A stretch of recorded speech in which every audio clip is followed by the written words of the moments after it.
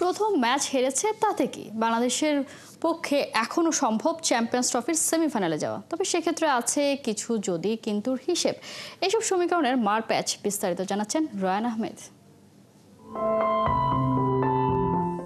লক্ষ্য এবার বাংলাদেশের চ্যাম্পিয়ন্স ট্রফি জয়। তবে প্রথম ম্যাচে ভারতের বিপক্ষে ডুবতে হলো হতাশায়। শান্ত মিরাজরা হেরেছে 6 উইকেটে। এমন হারের পরেও অবশ্য সেমিতে খেলা সম্ভব, কিন্তু সেজন্য ওদের পার হতে হবে জটিল সমীকরণের কাটা ঘেরা পথ। চলুন বাংলাদেশের রোড টু সেমির ইকুয়েশনগুলো জানার চেষ্টা করি। বাংলাদেশ আছে চ্যাম্পিয়ন্স ট্রফির এ গ্রুপে, যেখানে তার প্রতিপক্ষ ভারত, নিউজিল্যান্ড আর পাকিস্তান।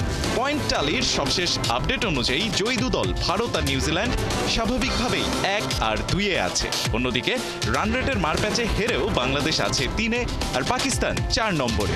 হৃদয় জাকিরদের বাকি দুটি ম্যাচ নিউজিল্যান্ড আর পাকিস্তানের বিপক্ষে। সেমিতে যেতে বাংলাদেশের সামনে এখন যে সমীকরণগুলো আছে তা খানিকটা এরকম। বাংলাদেশ যদি বাকি 2 ম্যাচেই জয় পায়, সেক্ষেত্রে পয়েন্ট হবে 4। অন্যদিকে ভারত আর নিউজিল্যান্ডও একটি করে জিতলে তাদেরও হবে সমান 4 পয়েন্ট। তখন সেরা 2 দল নির্ধারণ হবে রান রেটের ভিত্তিতে। তার মানে এখন কেবল 2টি ম্যাচ জিতলেই হচ্ছে না, নজর রাখতে হচ্ছে বাকিদের জয় পরাজয় এবং নেট রান রেটের দিকে। অন্যদিকে বাংলাদেশ যদি নিউজিল্যান্ডের কাছে হারে কিন্তু পাকিস্তানের বিপক্ষে জেতে, তবে পয়েন্ট হবে 2।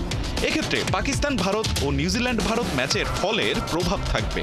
কিন্তু বাংলাদেশ নিউজিল্যান্ডকে হারিয়ে পাকিস্তানের কাছে হারলে হিসাব কিছুটা জটিল হবে, কারণ কিউইদের আগে থেকেই আছে 2 পয়েন্ট।